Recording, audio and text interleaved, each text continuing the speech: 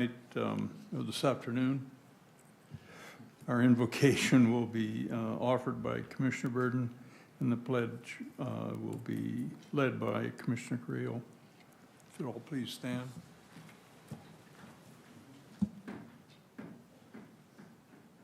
Dear Heavenly Father, we thank you for this opportunity to come together yet again in service of our great city of Lancaster. I ask that you continue to bless our citizens and residents, continue to bless all city staff, as well as all the commissioners up here who thought it not robbery to come together to serve the city that they love so dearly. I ask that you would give us clarity, give us wisdom, and give us knowledge in how to lead and how to make the right choices and decisions for what businesses and community opportunities that come in our city. I pray that everyone be safe in this weather and that everyone will get home safe to their family. In Jesus' name, amen. I pledge allegiance to the flag of the United States of America and to the republic for which it stands, one nation, under God, indivisible, with liberty and justice for all.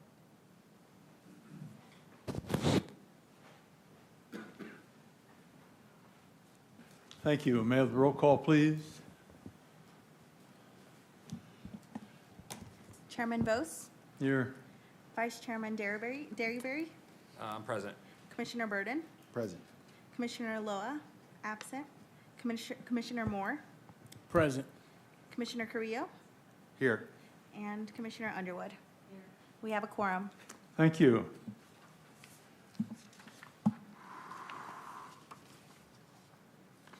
So, any person who'd like to address the commission this afternoon on any item on the agenda is requested to complete a speaker's card for the recording secretary. And when that item is called, we will call upon you. Speakers are limited to 3 minutes each. We have a couple of action items in our presentation tonight. Our first action item is approval of the minutes of our regular meeting of October 21st, 2024. May I have a motion, please? So moved. Thank you. Second. Thank you. No corrections, comments, none? All right, then, please vote.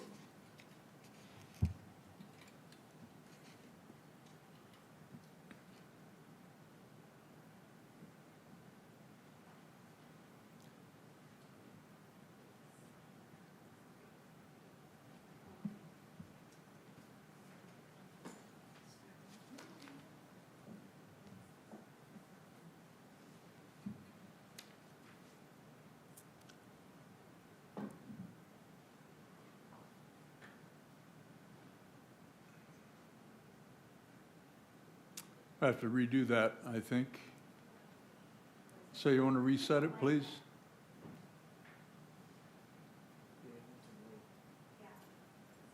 All right, let's try again. Underwood for it is to having blink. technical difficulties. Wait for it to blink. Wait for it to blink. She's marked under that one, the very end one.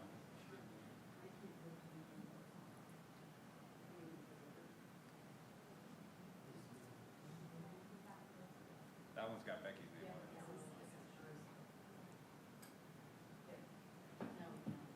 it. Okay.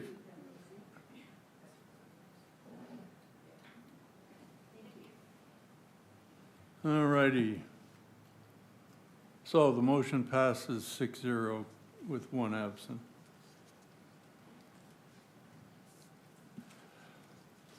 Next item is a new public hearing on tentative parcel map number 23-003, map number 84352. So without objection, the public hearing's open on this. Ms. Brekke is the presenter, I believe. Correct. Go ahead, please.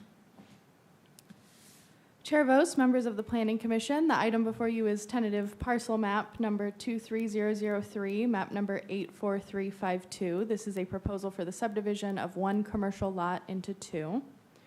The subject property is located at the northwest corner of Avenue K4 and Sawayo Street in the commercial zone within the Business Park Specific Plan. The proposed tentative map is shown here. The existing approximately 2.1 acre site would be divided perpendicular to Avenue K4, resulting in 2 approximately 1 acre commercial lots. In conclusion, staff recommend that the Planning Commission adopt resolution number 2423, adopting tentative parcel map number 23003, and authorizing staff to execute and file a notice of exemption. Myself and the applicant are available if you have any questions. All right, thank you. As I recall, there's a design oversight on the CC&Rs on these properties in that area. You may not know that. There may be. I am not personally familiar with them. Typically, the CC&Rs would be the sort of property owner and developer's responsibility to comply with. I just want to make sure that if there are any design issues that come before the staff, that we don't get into a conflict, or they don't get into a conflict with us. That's a better way of saying it, isn't it? Okay, good. All right then. It's the only comment I had. Anyone else have a comment or question? All right then, so any comment from public? No cards? All right then, so without objection, we'll close the public hearing and consider a motion. I move to adopt resolution number 24-23, approving the tentative parcel map number 23-004, map 8435-2, authorizing staff to execute and file the notice of exemption. Thank you. Have a second? I'll Thank you. second. So it's moved and seconded. Further comments, questions? Please vote.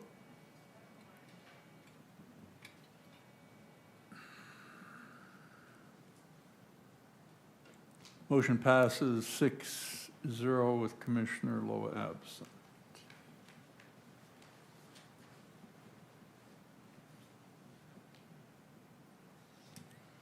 All right then, that concludes our action items tonight. The next item is a presentation by district staff, Ms. Nguyen, Ms. Swain, and Ms. Brackey, I believe, are the presenters. I don't know how you're going to do that, but you're going to share with us the draft Parkway Village specific plan. Thank you. I'll be primarily presenting this item. We're very excited to present the Parkway Village specific plan. This item is purely informational, as it is expected to go to hearing early next year. So no action is requested on this item at this time. The Parkway Village specific plan is intended to encourage thoughtful and comprehensive development in an underutilized and yet premier location in the city. This is a culmination of efforts from city staff and consultants with the input of numerous stakeholders and residents. The plan aims to facilitate optimal development of the subject area over the next 30 years.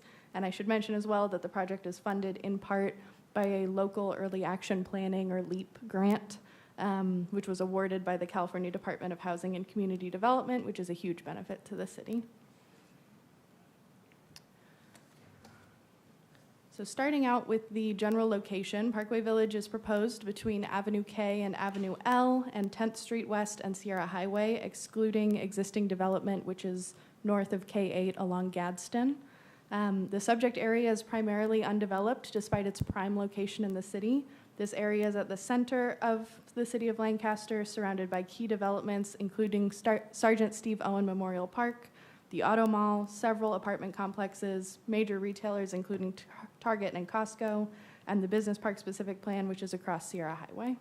There are several existing structures within the plan area. All existing and permitted development within the boundary of Parkway Village would be considered legal nonconforming and would not be removed as part of this proposal.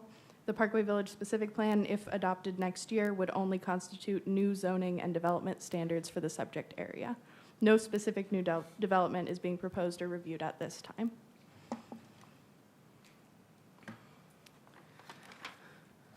for some background, city staff and leadership have worked with stakeholders to identify the need for housing which would be attractive to young families and individuals, especially those employed by the area's thriving aerospace industry. Parkway Village would create diverse residential opportunities, amenities, education, entertainment, and retail to serve this target market and the community overall.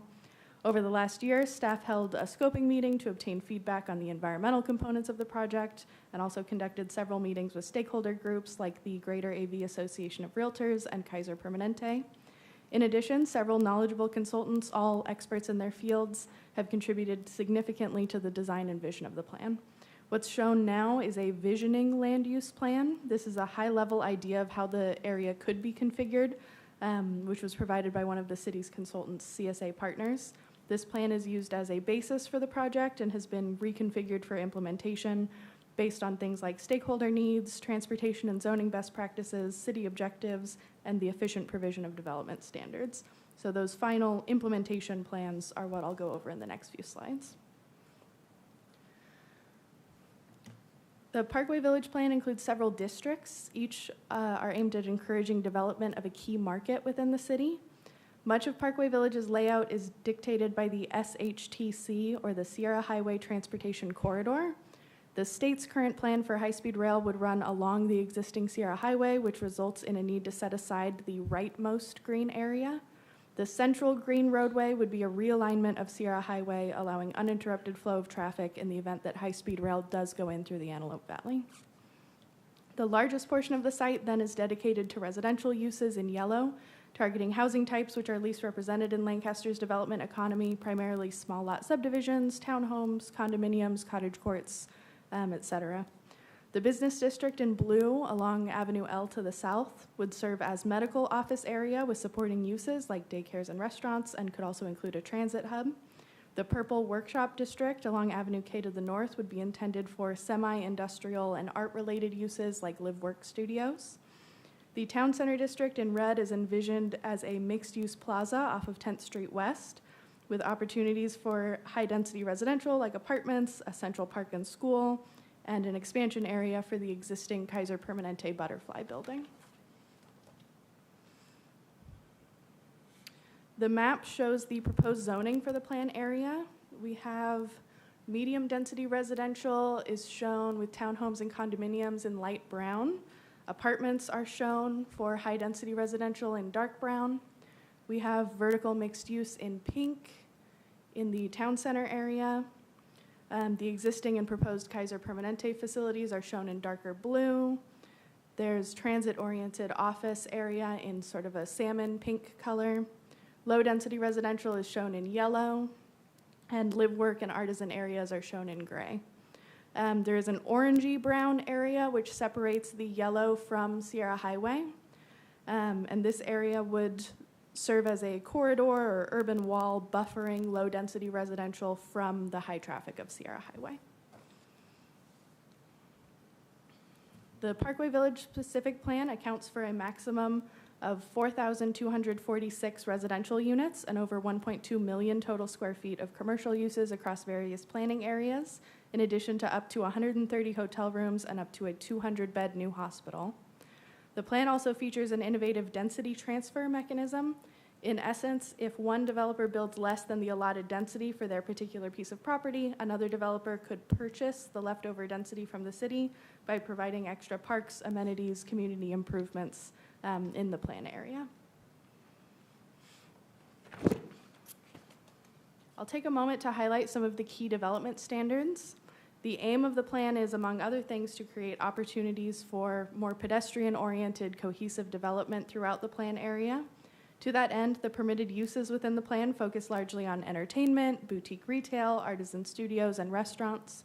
Automotive and industrial uses are prohibited, with the exception of any new car dealerships, which may want to integrate with the neighboring auto mall. In terms of height, the Parkway Village specific plan generally allows for a maximum building height of 50 feet. This height is intended to accommodate the higher allowed density and would be transitional and complementary to the existing Kaiser Permanente Butterfly building and existing apartment buildings surrounding the site. In the lower density residential zone, the maximum height is 35 feet.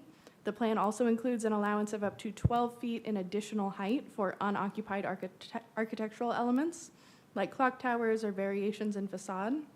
This increased height would be subject to a staff-level review and approval. The setbacks within the plan area are generally lower than most existing zones in the city, with many ranging from a 0 setback in denser areas to a 10-foot setback in more suburban areas. This supports the smaller lots and denser development intended throughout Parkway Village. This is a conceptual mock-up of what a major park within Parkway Village could look like. The plan includes required amenities for both large and small parks, and in addition requires pedestrian paseos throughout proposed development in order to optimize connectivity and focus on a people-first approach. The required amenities for a large park, for example, include a walking trail, playground, picnic area, shade structure, activity lawn, and bike racks, and developers would then be required to provide at least 5 additional items from a list of encouraged amenities, including an outdoor amphitheater, skate park, splash pad, sport courts, a community garden or community center, among others. The Parkway Village development as a whole is intended to target young professionals and families, for example, those working in aerospace, so activities for dog owners and young children are key, and there is a significant focus on amenities overall. In terms of the environmental process, as mentioned previously, staff held a scoping meeting on March 14th this year to obtain feedback from the public on any environmental concerns. The results of this scoping meeting and numerous other reports are being compiled into an environmental impact report for the project. Both the EIR and the specific plan itself are expected to go out for public review around early December for a 45-day public review period. Public hearings for the adoption of the plan would then follow in approximately February and March. We would like to take a moment to highlight the input and expertise which contributed to the plan. Staff have worked on this plan for several years with the help of a lot of notable consultants, including Aspen Environmental Group for the EIR, Michael Baker International for the Water Supply Assessment, and CSA Partners Limited, Floor Associates, KTGY, and TNB Planning for the preparation of the plan itself. CSA Partners in particular were involved in the original high-level visioning for the plan, and other consultants were then brought on to distill that vision into specific and implementable standards. We were happy to have CSA rejoin the planning efforts this year to ensure consistency with that original vision.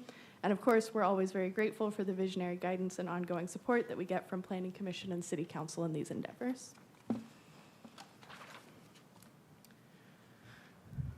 So that would conclude the Parkway Village presentation. Please let us know if you have questions or concerns about the plan, or if anything would need revision in your opinion.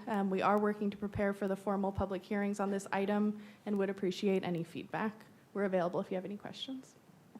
I have one. You say you haven't, there's an outdoor amphitheater.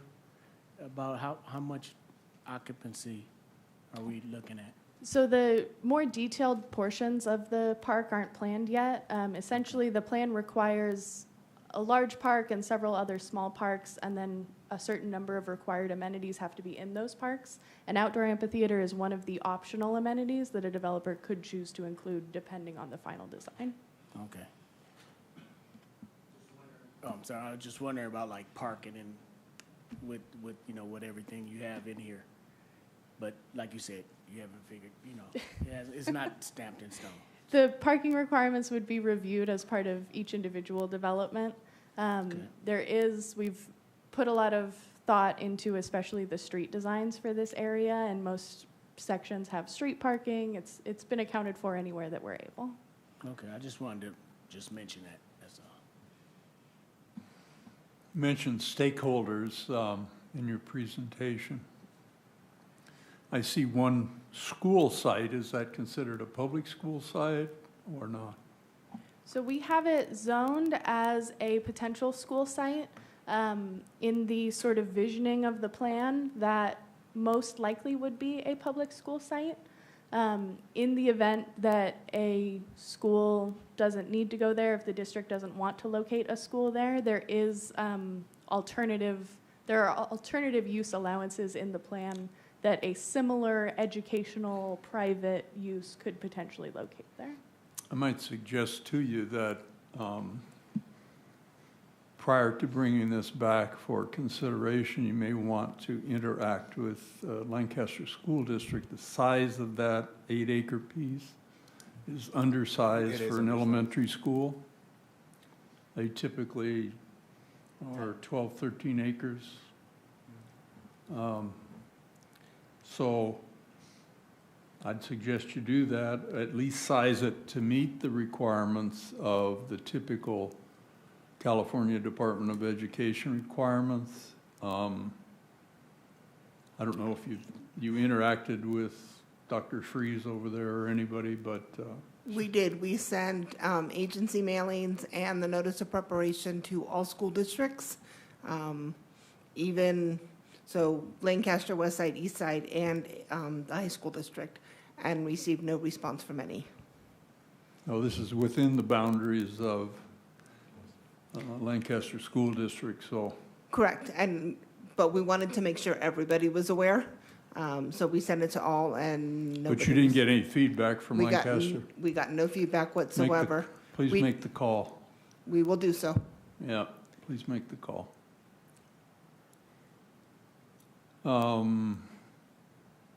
As I recall, there's like 4 or 5 ownership groups in this specific plan area. There are about that many sort of large owners in the area, I would say, for the larger plots of land here. There are some portions of the plans that are sort of divided up into smaller pieces with several international property owners. That's Yeah, correct. the stuff to the east of the principal road are a whole lot of 1.25 acres and 2.5 and smaller pieces that may become an island of non-development over time. Historically, in this community, that's been the case over time. However, you have to plan for it. Now, the existing non-conforming uses along Sierra Highway, that's what I would call them. Is that how you're looking at them? Correct, yes. So they would stay in place as long as they choose to. Correct. They would continue to be considered legal nonconforming. There's no portion of this plan that would force them to be removed for any reason. I'm not sure the city has the power to do that either Correct. anymore. So, great. I read the 124 pages. I'm glad it was in larger print as I could read it on my screen. The only thing, however, it's very difficult to read the map in the smaller scale, so. Anyway, great effort. It's been a long time coming for you guys. I know you've worked really very hard on this. So the commission's role when it comes back would be to take public input, make a determination of the environmental portion of it, and make a recommendation to city council to either adopt or not. And that would take place sometime around February, maybe? We're anticipating February and March. Great, thank you.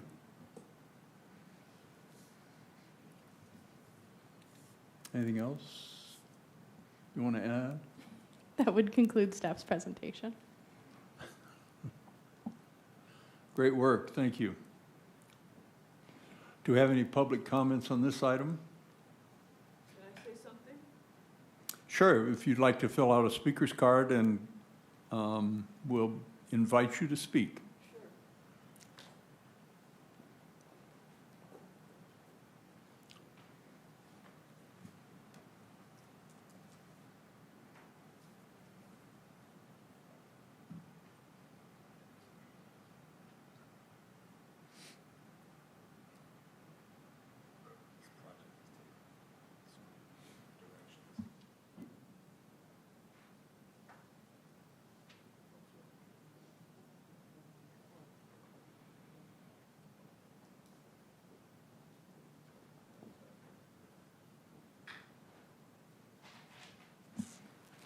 And who is the speaker, please? The speaker Cynthia? is Cynthia Underwood. Yeah. Can you put it back to the map plan? Good afternoon. Hi. And welcome. Thank you. Yeah.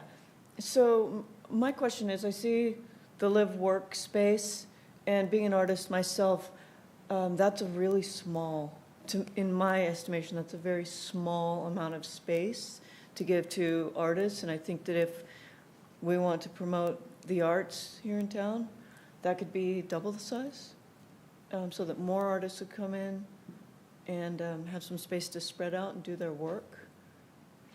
Yeah, staff will respond to you through the commission, and you should address your comments to us if you don't mind. Oh, right, sorry. So we can understand what your concerns are, if any. So if I understood you correctly, you're concerned that the proposed siting and size of that area to the north along Avenue K is insufficient for what you might envision? I think it's sufficient for that number of live workspaces. What I'm proposing, or for you to look into, to see if there's enough activity in town, is to maybe double that amount of space so that more artists and artisans would have enough space to work, and we'd be able to attract more creative people to the town, rather than everybody going out to LA. So, Appreciate your comments. If you would like to get in touch with Ms. Brakey, or she'll get in touch with you now that we know who you are and have a phone number, and have a little conversation about what your concerns are, if that'd be all right? that'd be great, yeah. All right, very good. Have thank you. anything else you'd like to add? I think it looks fabulous, and I'm excited to see this come together. Very good, thank you. Yeah. Chair Vos, I can comment if you'd like. Yes. Because the plan itself, actually, we call out that area as specifically live work because that would be the sort of target market for those zones. Live work additionally could be permitted with staff review in several other zones of the project. So there's substantially more area that could contain live work if there's a desire for it within the city. That's just the area that's sort of intended for that more clustered type of development. Yeah, and then Chair Rose- Particularly in the higher density areas, right? And I'll add to that also, we have other areas of the city, specifically the health district, that also allows for live work and encourages artisans. Right. Very good. Commissioner, turn on your microphone if you want to talk to us, so I can hear you. Thank you. So, You can speak right. into the mic. It's been a long time. Okay, I am concerned about what is going to happen to the pieces of property that are going to be purchased by other countries. Somebody said that there would be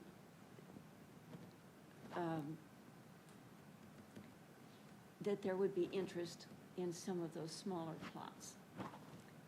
And so what happens if somebody doesn't develop any of the smaller plots? Do they just sit there and gradually grow mold, or would they be repurposed? Typically what happens in any proposed development, if you have landowners who are unwilling to offer their properties for sale or choose to develop the properties themselves, they stay fallow, they stay the way they are. And we don't, as you know, we don't select sites or developers. However, as you probably know, driving all around this community, there are all sorts of developments and then these little pockets of vacant land. And that typically, if you look at the underlying ownership of those, they are oftentimes owned by individuals who do not live in this country, and sometimes are very difficult to locate and impossible to communicate with. in some cases. So they sit fallow, and that's the case here. They would stay the same as they are today if the owners choose not to develop them. Thank you. Yep. Anything else from anyone? Yeah, I had a quick question. You mentioned earlier that the Kaiser Permanente, the Butterfly Building, would be expanding. Do we know what that expansion is about? We've had several discussions with Kaiser Permanente, and I don't think that we have a copy of their current development plan. They've indicated that they have long-term plans to build out the rest of their property there, but to my knowledge, haven't provided plans for what that may actually look like in the future. Right. The current specific plan that they're under has a Phase 2 hospital that's never been constructed. So that is what this plan assumes, is that a construction of a Kaiser hospital up here plus a lot of square footage for support medical offices for the Kaiser facility. But as Kendall said, we don't know what that looks like. Thank you. So the existing approvals on some of these projects or concepts, if you will, of existing development like Kaiser were considered in this proposed development plan, right? Correct.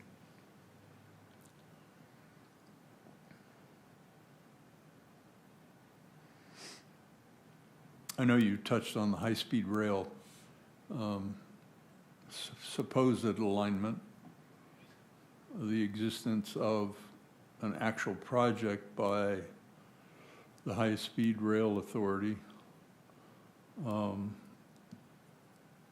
know I won't be around to see it. Maybe some of your children will. But it also impacts, if I understand the proposed alignment, it also impacts the property south of L, clear down to M, if I recall. Correct. So, The alignment you see on the screen for the area that they would move into and then the realignment of Sierra Highway is based on the information that was available in their EIR and their engineering plans for Sierra Highway. We didn't want to plan for future development in an area that at some point in time could be taken. we have to consider it, right? Mhm. If you want to use your microphone, please. I have to get realigned. Having just gone through almost a year of physical therapy to be able to walk again, my heart is with Cedars-Sinai. And while I was going through physical therapy, I became aware that there is no real choice in quality of physical therapy in this area.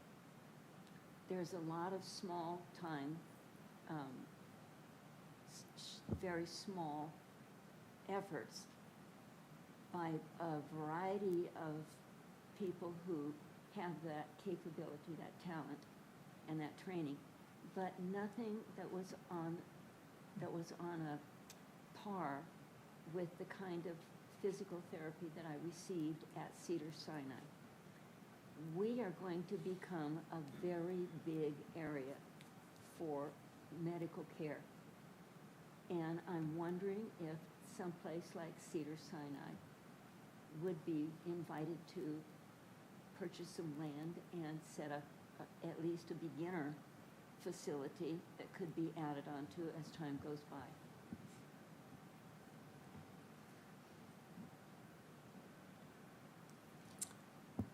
I suppose. However, I think, well, at least I'm aware personally that Kaiser Permanente offers to their clients a certain level of care, including physical therapy, and there are other as you pointed out, smaller entities. Anything's possible, I suppose, but someone's going to have to market it, and that's really not our job. Once the plan is approved and once the myriad of owners agree to either do something with their property or not, then there may be that opportunity. I don't know how else to answer your question. But Cedars-Sinai is, it serves a population of, what's Los Angeles Basin's population, 6 million? 7 million? 8 million? And the entire Antelope Valley is maybe 700,000, so quite a different economic Population base here. Yeah. But I'm glad you're recovering and recovered and back with us. Thank you. I'm happy. All right then, anything further on this matter? Good work. Good job. All right, Mr. Nguyen. Yes, sir. Good afternoon, Chair Vos, members of the Planning Commission. Hai Nguyen, Planning Manager. Wanted to let you know that the December meeting will be canceled. We hope you have time to enjoy the holidays with your friends and family. We'll be back in January with a few projects. The normal date falls on a holiday, so it'll actually be the week after that on January 27th. So we'll be sure to send you some notifications for December and for January. So as always, staff is available for you. Very good, thank you. We are obliged, though, to adjourn to the regularly scheduled meeting because those meeting dates are adopted by resolution, right? So we're obliged to do that. I've often wondered why we adopt a resolution to have the meeting on the third Monday of every month, and then January and February, we always move it a month or a week. So, but whatever. So then, if there's anything further from members? Public comments, any? None? All right then. We'll stand adjourned then to the regular meeting date of December 16th, 2024, 3:30 here in these chambers. Thank you all for the great work tonight. Appreciate it.